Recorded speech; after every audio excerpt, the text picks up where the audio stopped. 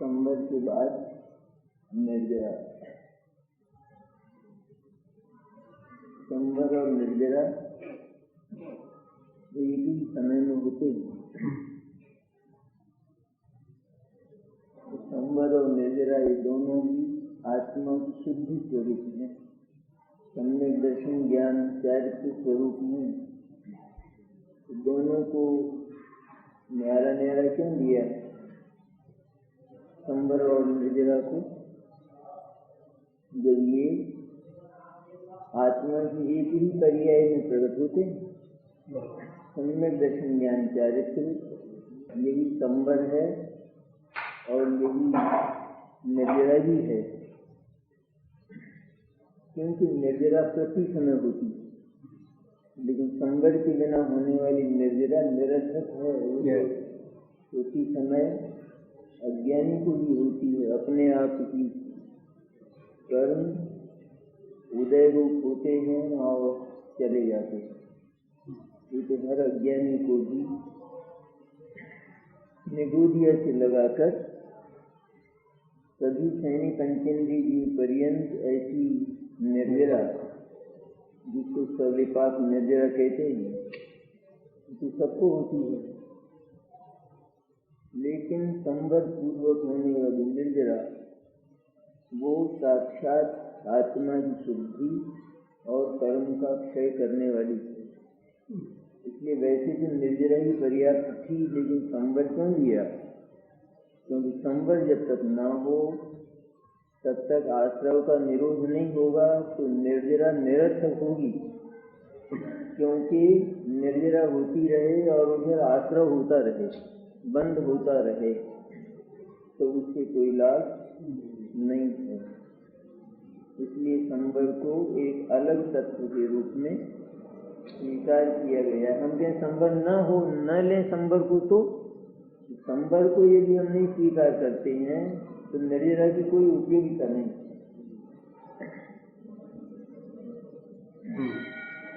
इसलिए संवर को एक महत्वपूर्ण तत्व के रूप में स्वीकार किया है। औषधि जैसे लेते हैं किसी रोग की, तो वहाँ रोग का संवर न हो और उस रोग की निर्जरा होने लगे, तो उधर आश्रय होता रहेगा, बने रहेगा, रोग बढ़ता रहेगा, आता रहेगा और जाता रहेगा। जैसे एक द्वार से आता है और दूसरे द्वार से जाता है, ये क्रम कभी खत्म होने वाला नहीं। तो एक द्वार को बंद किया जाए और दूसरा द्वार खोला जाए तब जीता होगा जलाशय। इसी तरह संवर हो, मैंने विकार रुके, विकार का जो आना अर्थात उसका बढ़ना ये रुके, और इसके बाद जो है स्टॉक में, उसमें से उसका क्षरण हो, उसमें से वो बीतना शुरू हो, तब चीज निश्शेष होती है, तब वो संपूर्ण रूप से बीत जाती है। इसलिए संवर के बाद निर्जरा अधिकार। तो कुंड कुंड की शैली में थोड़ा फर्क है। बंध अधिकार आगे लिया,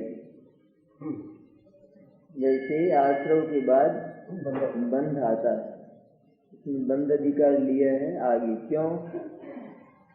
क्योंकि संपूर्ण बंध के अभाव में मुक्ति होती है, बंध के अभाव में मुक्ति होती है। इसलिए बंध को लिया है बाद में, तो बंध के बाद मोक्ष अधिकार। बंध का अभाव हुआ तो मोक्ष हो गया, फिर लिया। तो निर्जरा अधिकार है छठा, और प्रविशति निर्जरा। अब निर्जरा का प्रवेश होता है रंगमंच पर। 7 तत्वों का नाट्य है ना, 7 तत्व नाटक कर रहे हैं। आत्मा की असंख्य प्रदेशी रंगभूमि पर आत्मा के असंख्य प्रदेश तो रंग भूमि की तरह हैं और उस पर 7 तत्व क्रम क्रम से आकर नृत्य करते, अपना अभिनय करते। जीवन में प्रति समय ये नाट्य हो रहा है, ऐसा कोई नाटक दुनिया में हुआ नहीं। 7 तत्वों का कोई नाटक करे तो देखने वालों को मजा नहीं आए, उठ के चले जाएं बीच में।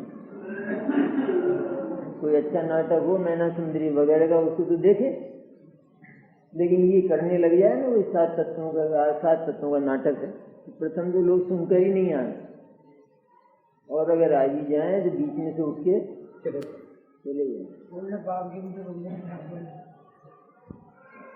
लेकिन ये नाट्य हर जीव के जीवन में प्रति समय होता है, उसका जीवन ही रंगमंच है, जिसमें अज्ञानी को तो ये दूसरे संवर निर्जरा मोक्ष तत्व तो आते ही नहीं, उसको तो निरंतर केवल 4 ही तत्व का, बल्कि कहना चाहिए 3 ही तत्व का नाटक है। वो जीव तत्व का तो उसको पता ही नहीं, इसलिए उसके जीवन में तो 3 तत्व ही निरंतर नाटक करते हैं और उसको नचाते रहते हैं। नाटक क्या करते हैं, वो उसको नाटक मानता ही नहीं है, वो तो उसको असली मानता है। अजीव, आश्रय और बंध ये जो जीवन में नृत्य करते हैं, तो अज्ञानी तो इनको नृत्य और नाटक नहीं मानता, बल्कि मानता है कि मैं स्वयं अजीव ही हूँ, मैं शरीर ही हूँ, मैं रागी द्वेषी पापी और पुण्यात्मा ही हूँ। इस तरह अज्ञानी तो अपने आप को अजीव, आश्रय और बंध रूपी स्वीकार करता है। जो नई स्वीकृति, नया जीवन, पुनर्जन्म है, वो यहाँ से शुरू होता है। इन तीनों तत्वों से आत्मा इनकार होता है, मैं अजीव नहीं, मैं आश्रय नहीं और मैं बंध नहीं हूँ। तब संवर और निर्जरा का जन्म होता है जीवन में पहली बार।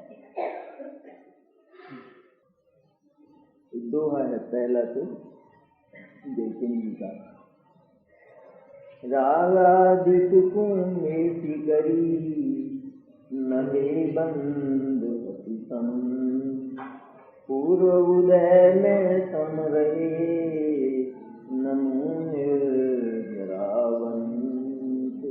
रागादिक को मिटाकर और नए बंध को समाप्त करके, नए बंध का अंत करके, संत जन रागादिक को मिटाकर और नए बंध का हनन करके, नए बंध हति संत जन सम्यक दृष्टि ज्ञानी रागादिक को मिटाकर, ये तो आश्रव का मिटना मैंने संवर, और पूर्व उदय में संरहे, तो पहले हुई संवर की बात। रागादिक को मेटी करी नवे बंध हति संत, नए बंध का हनन करके अर्थात आश्रव का निरोध करके पूर्व उदय में सम रहे। पूर्व का उदय है कर्म का अथवा विकार का, उसमें सम रहे। सम रहे मैंने शुद्धात्मा में लीन रहे, तटस्थ रहे, ज्ञाता रहे, अर्थात शुद्धात्माभिमुख रहे, शुद्धोपयोग में रहे, तो उन संतों को निर्जरा होती है। पूर्व उदय में सम रहे, उदय तो भले ही हो, लेकिन उसमें समत्व की सामर्थ्य पैदा हो। पूर्व का उदय हो, ज्ञानियों को भी कर्म का उदय होता है, राग द्वेष भी हो जाते हैं, पर राग द्वेष के होते हुए भी सम रहे, समत्व को धारण करे, अर्थात मैं राग भी नहीं और मैं द्वेष भी नहीं, मुझे राग और द्वेष से कोई मतलब नहीं।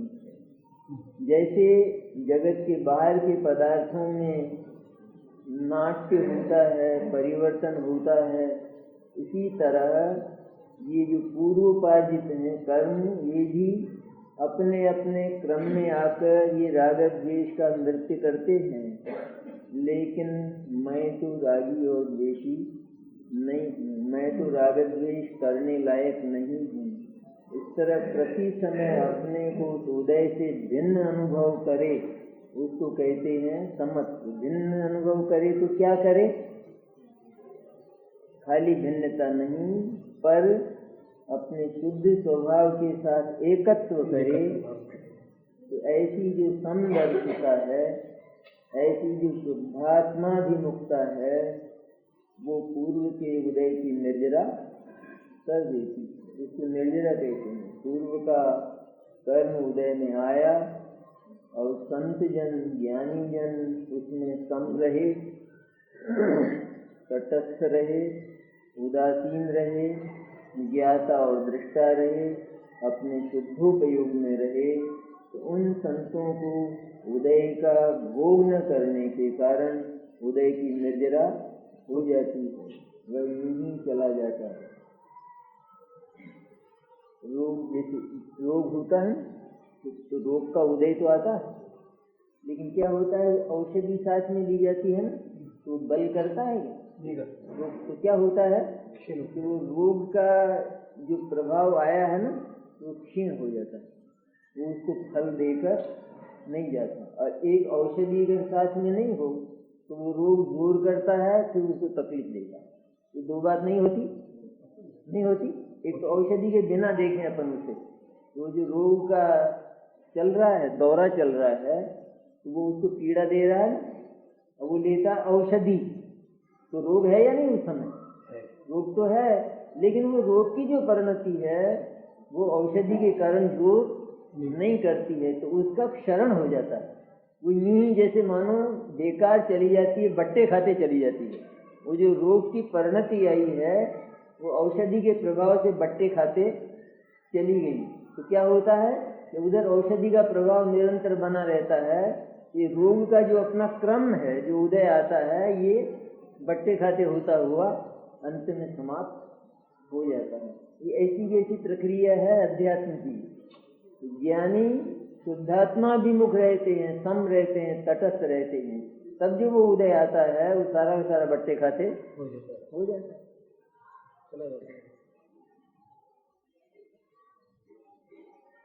अज्ञानी जिस विषय को देखकर आकर्षित हो जाता है, एक मोटा उदाहरण, आकर्षित होता है अनेक प्रकार के विषयों को देखकर, और ज्ञानी उसकी ओर आकर्षित ही नहीं होती तो वो बट्टे खाते हुआ नहीं हो, नहीं हुआ। जैसे राम वो तो तपस्या कर रहे थे और सीता ने आगे नृत्य किया तो बट्टे खाते हुआ नहीं सीता का नृत्य है। और एक जैनों में आती है कथा विश्वामित्र और मेनका की। तो विश्वामित्र ऋषि थे और वे तपस्या कर रहे थे, तब मेनका ने आके नृत्य किया तो विश्वामित्र का वो तपस्या खत्म हो गई। तो वो मेनका ने उनका जो तप है वो बट्टे खाते कर दिया, और राम ने सीता के नृत्य को बट्टे खाते। व्यर्थ गया नहीं गया वो। इसी तरह जो ज्ञानी है शुद्धात्माभिमुख रहकर उदय को विफल कर देते हैं, उसका भोग नहीं करते।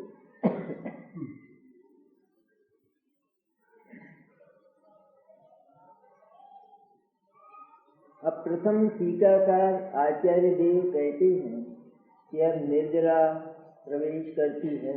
टीकाकार आचार्य देव अमृतचंद्र। कौन है टीकाकार इसके? अमृतचंद्र। क्या नाम है टीका का?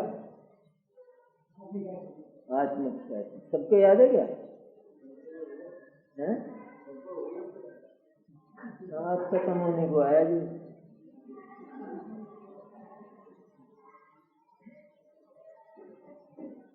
अब निर्जरा प्रवेश करती, यहाँ तत्वों का नृत्य है।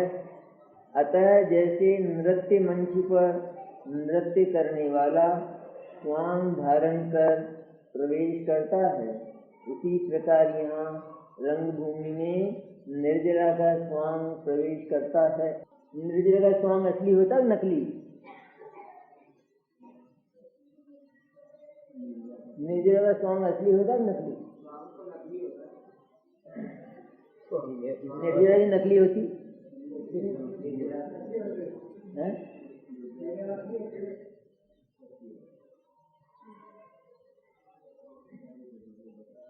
जो पहला था शुरू का, जो अजीव है वो जीव का लेके आया, जो आश्रव है वो जीव का स्वांग लेकर आया।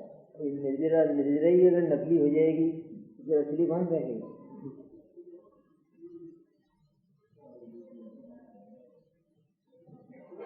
अब सर्व स्वांग को यथार्थ जानने वाले सम्यक ज्ञान को मंगल रूप जानकर आचार्य देव मंगल के लिए प्रथम उसी निर्मल ज्ञान ज्योति को ही प्रकट करते हैं।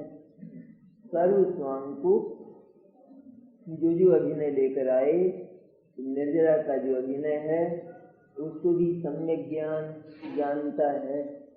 क्या जानता है सम्यक ज्ञान? निर्जरा के स्वांग में क्या जानता होगा? निर्जरा का जो स्वांग आया उसमें सम्यक ज्ञान क्या जानता है? क्या जानता है? क्यों है? निर्जरा तो ये मेरा स्वरूप ही है। सम्यक दर्शन निर्जरा मैंने क्या? सम्यक दर्शन ज्ञान चारित्र, ये तो आत्मा का स्वरूप ही है। ऐसा नहीं जानता ज्ञान? उसको आश्रवगण जानता है क्या जानता है?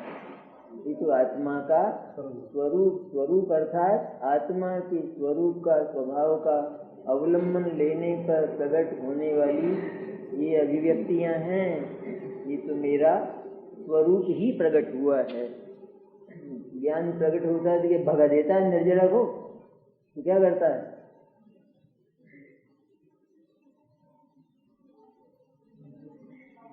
आश्रव और अजीव इनको यथार्थ जान लेने पर संवर और निर्जरा का स्वांग प्रकट हुआ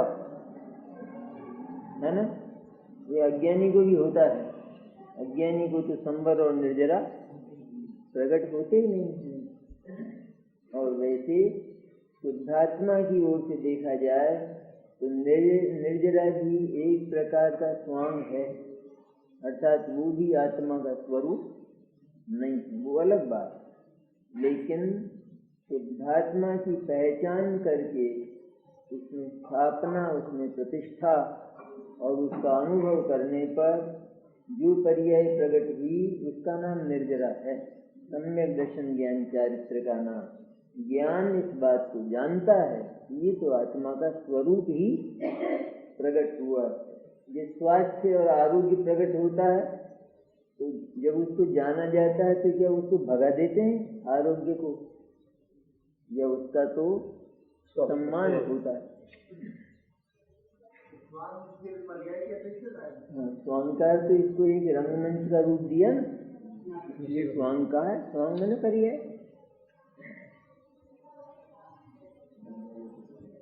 सर्व स्वांग को यथार्थ जानने वाले सम्यक ज्ञान को मंगल रूप जानकर आचार्य देव मंगल के लिए प्रथम उसी निर्मल ज्ञान ज्योति को ही प्रकट करते हैं। उस ज्ञान ज्योति का ही मंगलाचरण हर अधिकार के प्रारंभ में है। प्रारंभ और अंत दोनों में मंगल के रूप में उस ज्ञान को ही याद किया है। वो ज्ञान ही मंगल स्वरूप है कि जो ज्ञान सबको यथार्थ जानकर जो अपना है, जो निज है, जिस पर अपना अधिकार है, उसको प्राप्त कर लेता है, ग्रहण कर लेता है और शेष को ज्ञान के बिना हो सकता है ये? ज्ञान के बिना तो मटर की फली का छिलका तो खाएगा और दाने को फेंकेगा, ज्ञान के बिना नहीं। ज्ञान ही अगर सही होगा तो जो उपादेय है भीतर जाएगा, जो हेय है वो सड़क पर जाएगा। आश्रव बंध और अजीव ये आत्मा के हेय तत्व हैं, ये भीतर उतारने लायक नहीं है। जैसे अज्ञानी गटके लेता है आश्रव बंध के, और ज्ञानी उनका वमन करता है आश्रव बंध। और अज्ञानी क्या करता है? जिस बालक हो न और बीमार हो तो उसके सामने जो कोई भी व्यंजन रखा जाए तो खाएगा, खाएगा न? उसकी खाने लायक नहीं है, लेकिन सामने कोई व्यंजन पड़ा हो तो क्या करेगा? बालक खाएगा। और जो समझदार है वो खाया हो तो वमन करेगा उसका, क्योंकि वो चलने लायक नहीं है। इस तरह जो ज्ञानी है वे तो सम्यक ज्ञान के द्वारा अजीव, आश्रव और बंध इन तीनों को जानकर इनका वमन करते हैं, और जो अज्ञानी हैं वे इनको भीतर उतारते हैं। ज्ञान का गौरव है, इसलिए सबसे पहले ज्ञान का ही स्मरण करते हैं आचार्य। निर्मल ज्ञान ज्योति को ही प्रकट करते हैं। कलश है 133। रागाद्याश्रव रोधतो निज दुराम धृत्वा परा संवर कर्मागामि समस्त निर्भरतो दूरान् निरुन्धन् स्थितः प्राग्बद्धं तु तदेव दग्धमधुना व्याजृम्भते निर्जरा ज्ञान ज्योतिरपाव्रतं नयतो रागादिभिर्मूर्च्छति। परम संवर रागादि आश्रमों को रोकने से अपनी कार्य धुरा को धारण करके अपने कार्य को यथार्थतया संभालकर समस्त आगामी कर्म को अत्यंततया दूर से ही रोकता हुआ खड़ा है, और पूर्वबद्ध पहले बांधे हुए कर्म को जलाने के लिए अब निर्जरा फैल रही है, जिससे ज्ञान ज्योति निरावरण होती हुई रागादि भावों के द्वारा मूर्छित नहीं होती, सदा अमूर्छित रहती है। चित्रण है एकदम सुंदर, है ना? परम संवर, परम संवर, ऐसा संवर कि जो परम मंगल करने वाला है और सर्व कर्मों को, सर्व विकार को रोकने वाला है। ऐसा परम संवर में सर्व विकार को रोकने वाला। युद्ध जैसे होता है ना, तो रोकते हैं ना आक्रमण को, आक्रमण को न रोका जाए तो कुछ संभव ही नहीं होगा। इससे पहले रोका जाए और फिर प्रहार किया जाता है। दो तरह की बात है नहीं? ऑफेंस और डिफेंस क्या कहते हैं? एक तो रोकना और फिर प्रहार करना, ये दो तरह की बात। ढाल और तलवार। संवर क्या है? ढाल। और निर्जरा क्या है? तलवार। तो परम संवर ने क्या किया कि ढाल की तरह से खड़ा हो गया, और निर्जरा ने प्रहार किया है पूर्व विकार पर। वो कर्म वर्म पर नहीं करना है, कुछ भी कर्म पे नहीं ले जाना ध्यान, उपयोग को 8 कर्मों पे नहीं ले जाना। क्यों? अपने को तो वही दुश्मन दिखाई देते हैं, तुरंत उन कर्मों पर चली जाती है बात। हाँ, जाना चाहिए राग पर। भीतर जो पड़ा हुआ राग है, उस राग का क्षय करती ही निर्जरा जन्म लेती है, निर्जरा प्रकट होती है। तो उधर जाना चाहिए। तो परम संवर मैंने जो सर्व विकार को रोकता हुआ पैदा हुआ है, ऐसा संवर रागादि आश्रमों को रोकने से अपनी कार्य धुरा को धारण करके समस्त आगामी कर्म को अत्यंततया दूर से ही रोकता हुआ खड़ा है। ये फिर संवर का स्मरण किया। आगामी कर्म को रोकता हुआ खड़ा है ना, एकदम है कि नहीं? एक मोर्चा तो ऐसा जिसने रोक दिया है, बिल्कुल आक्रमण हो रहा है सामने से और उसको रोक दिया है, और रोक कर फिर बहुत तेजी से सबल प्रहार प्रारंभ करते हैं। निर्जरा प्रहार करती है और पूर्वबद्ध कर्म को जलाने के लिए अब निर्जरा फैल रही है। अब पहले के बांधे हुए जो कर्म हैं अथवा पूर्व का संचित जो विकार है, जो विकार आत्मा में बच गया है, उसको दियासलाई लगाने के लिए निर्जरा फैल रही है। ऐसा है, जिससे ज्ञान ज्योति निरावरण होती हुई कि जिसके कारण सर्व विकार सर्व राग का नाश होने से ज्ञान ज्योति निरावरण हो जाती है, राग के साथ नहीं लगती, राग के द्वारा मूर्छित नहीं होती और सदा ही अमूर्छित रहती है। सदा ही निर्मल निर्मल प्रकाश रूप ज्ञान रहता है। संवर होने के बाद नवीन कर्म तो नहीं बनते, और जो कर्म पहले बंधे हुए थे उनकी जब निर्जरा होती है तब ज्ञान का आवरण दूर होने से वह ऐसा हो जाता है कि पुनः रागादि रूप परिणमित नहीं होता।